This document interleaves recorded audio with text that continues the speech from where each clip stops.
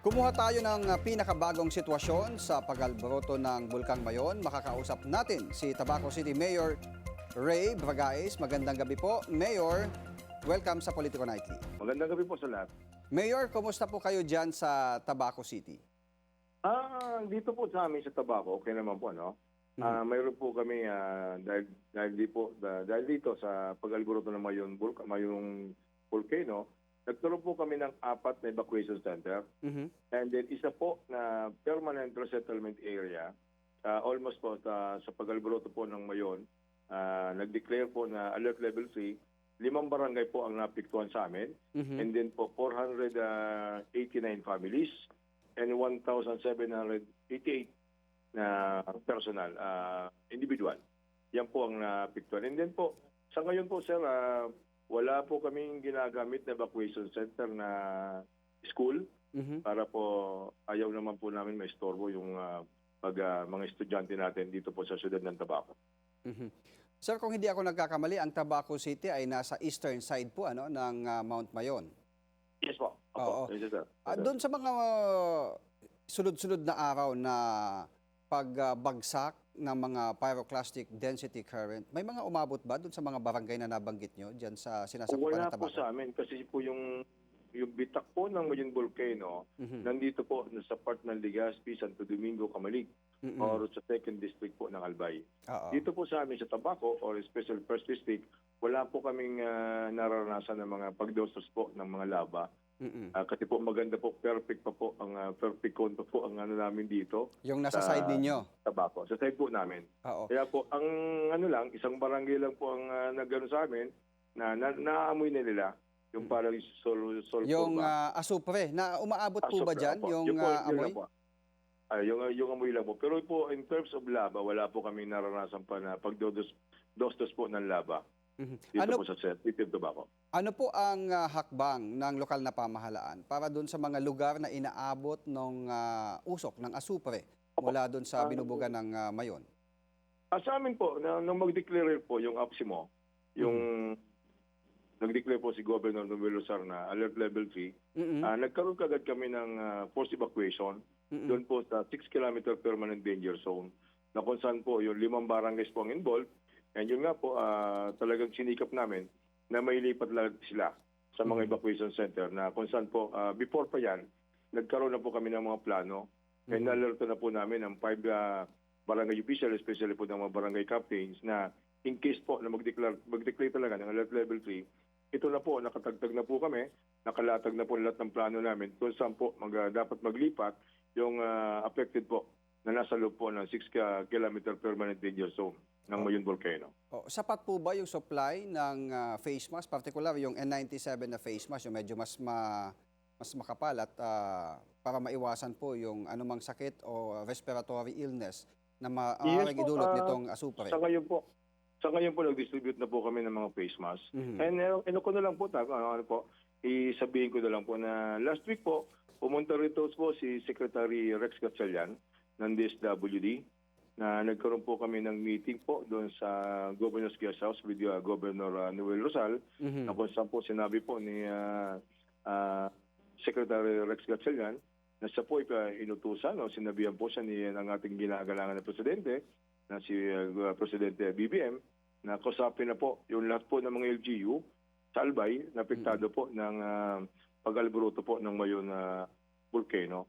Na kung saan po na nakita naman po namin, sabi po naman ni Secretary Rex Gatchalian na nakahanda po ang DSWD. Nakita naman po namin dito po sa Tabaco, sa Tabaco lang po sasabihin ko, na dito po okay naman po yung supply ng food packs from DSWD na wala naman po kayong problema. Hindi lang po food packs, nagbigay pa po sila ng mga tent na ginagamit namin po sa evacuation center. Oo. Kumusta po ang evacuation centers po? Hindi po ba ito siksikan ng mga Hindi bakwit? po. Nangyari nga po, sabihin ko na rin na may lumabas kasi po sa national media na parang siksikan daw yung isang evacuation center namin, yung Buwang Evacuation Center. Siguro po, sir, masabi ko lang, yun po yung first day. Pero po yung second day, na-address na namin po yung problema. Sa totoo lang po, hindi lang po covered court. Sa Barangay Buwang po, may covered court, and then po, iba po na permanent talaga na evacuation center na ginawa na po ang ating lokal na gobyerno. And dahil po doon sa siksika na yon, nakiusap din po kami sa Diocese of Legazpi na kung saan po ginagamit na po namin yung isang chapel sa Barangay Buwang. As of now po, wala na po kami natanggap na reklamo. Kung meron man po, siguro di namin po maintindihan bakit po may mga lumalabas pa rin po na parang siksikan pa rin. Pero ina-address po namin. Kanina lang po kasi pumunta sa amin yung Sir Lloyds ng regional staff po, personnel po ng region ng DSWD. Ayun nga po na kailangan aksyonan din namin yung natanggap namin na isang, hindi ko na po sabihin kung anong ihain siya ng hindi po agency, isa po sa media na meron po na comment na siksikan pa rin daw po sa evacuation center po ng Buwang. So ito yung pinapabulaanan nyo po na walang katotohanan yon dahil ngayon talagang equally distributed sa mga evacuation centers itong mga bakwit. Yes po, sir. Yes po. Yan nga po ang inaano namin na sana po naman kung mayroong mga comment. Pasensya na po, sir. Go ahead po. Ito lang po ang katunayan. Kung kami po dito sa Tabaco, kung pwede lang po, kung mga kaibigan naman natin, mga kapatid natin sa media, kung pwede naman po bago naman po mag-comment, baka pwede po na kami na muna ang kausapin, kami po yung lokal na gobyerno. Sa amin naman po na iparating muna sa amin. Napapahiya naman po kami, sir.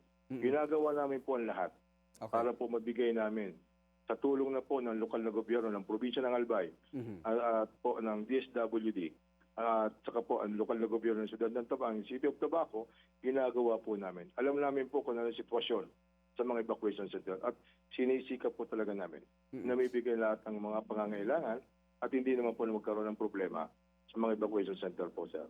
Okay.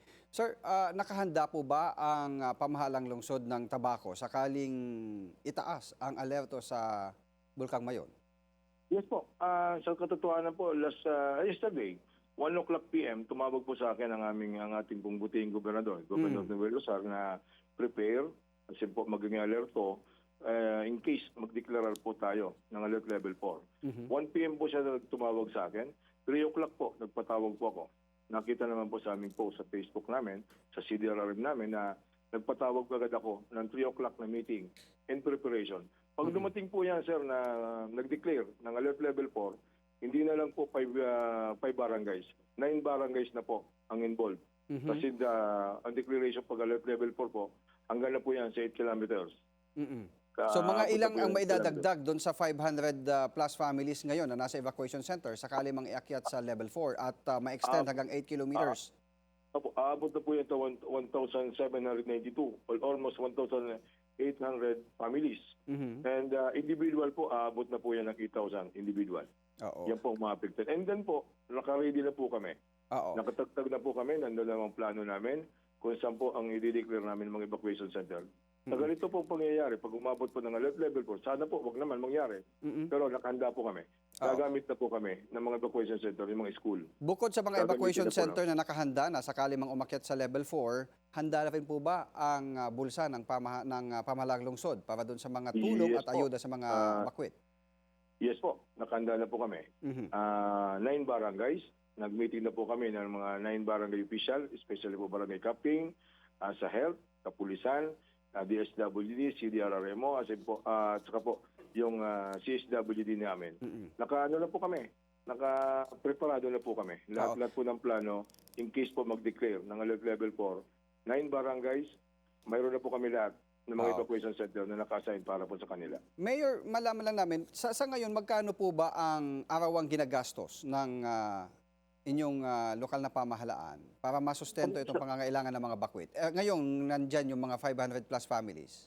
Everyday na gastos, magkano? Okay. Sa ngayon po, wala pa kami ginagastos in terms po ng supplies. Okay. Food packs, wala pa po. Kasi po, sufficient pa po ang supply ng DSWD. Wala pa nga po na yung provincial government kasi po nandiyan pa po ang suporta ng DSWD. Nangako naman po si Secretary Rex Gatchalian through as per order sa kanya po sa amin, as per order po ng ating buting presidente na si President BBM. And kami naman po sa lokal na gobyerno, nag-aantay lang po kami ng local declaration of state of calamity ng province. Pero po, sa ano lang po to?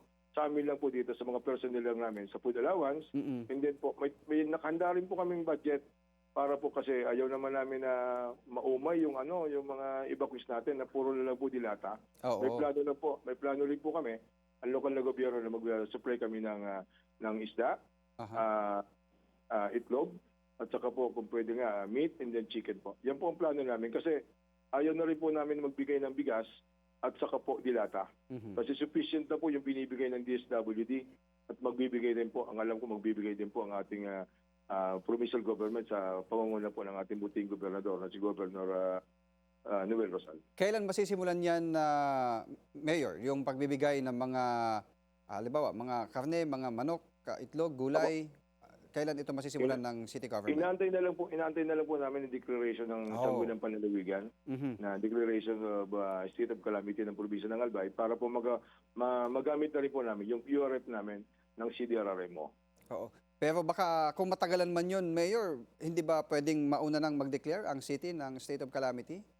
Di po, kasi po under province to as per practice po dito, I am a former board member, Mhm. na inaantay po namin dito. Pero mayroon na pong sulat si Governor Noel Rosal po sa Sangguniang Panlalawigan. And ang alam ko po, Mhm. ang session ng Sangguniang Panlalawigan is tomorrow.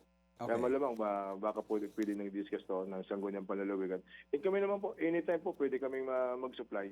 Aha. Kasi sa ngayon po, wala naman pong problema. Okay. In terms of sa pagkain, wala po pong problema na na reklamo or any comment po doon po sa mga evacuation center.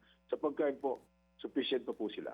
Oo, kasi ngayon, pang ilang araw na ngayon ng mga bakwit, mahigit isang linggo na? Almost 1 week na po. Oo. So baka maumay na nga po doon sa Yes po. mga instant noodles o kaya mga sardinas, mga delata. Opo.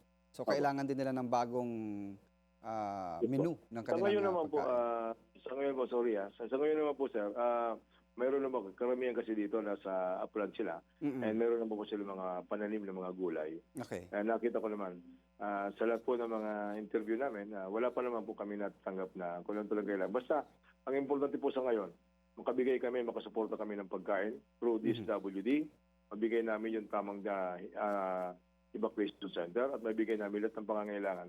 In terms po ng sa tubig, oversupply ko wala ko kami problema sa patubig. And asahan niyo po sir, pag nag-declare po ang provincial government, iada po yan ang Sangguniang Panlungsod namin, in automatic po magpapadala kami.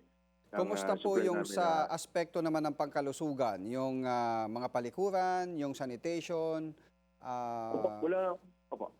Wala po kaming problema sa palikuran kasi po lahat ng evacuation center, automatic po inorderan namin yung engineering namin. Nagpagawa agad kami ng mga palikuran, paliguan, and even po yung labahan, and then po yung kusina. Okay. Nagpagawa po kami. At kahit po yung mga bata, yung mga laruan ng mga bata, Meron po din kami sila. na ginawa dyan.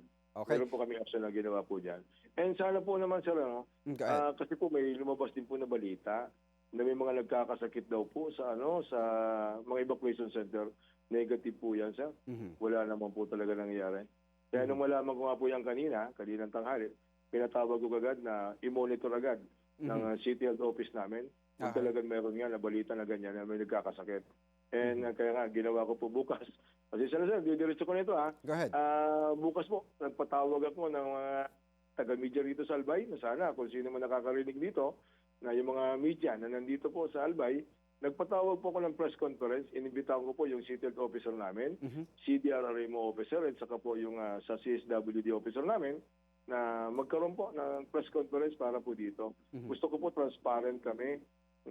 Sa totoo lang po sir, total, nationwide naman to, wala po nagkakasakit sa ngayon na nandiyan po sa mga evacuation center. Kung meron man po siguro baka lang ubo lang po yan, pero in-actionan po naman yan ng office personnel namin sa City Health Office po. Okay. Bukod doon sa mensahe nyo sa mga kasamahan natin sa media, may mensahe din po ba kayo sa inyong mga kababayan dyan at sa national government? Go ahead, Mayor.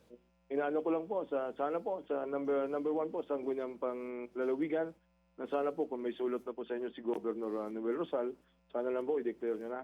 Kasi mayroon naman po ilang mga munisipyo or LGU na under po na nasa paligid po sa paanan ng bulkan na kailangan din po namin ng declaration of state of calamity para po magamit naman namin yung aming QRF para makatulong naman kami.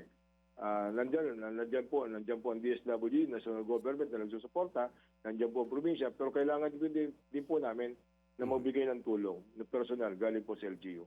Okay. Sa muli po, salamat po sa inyo lahat. Okay, maraming salamat po sa inyong oras. Tabaco Mayor Ray Bragais. Marahay Salamat na banggi sa imo.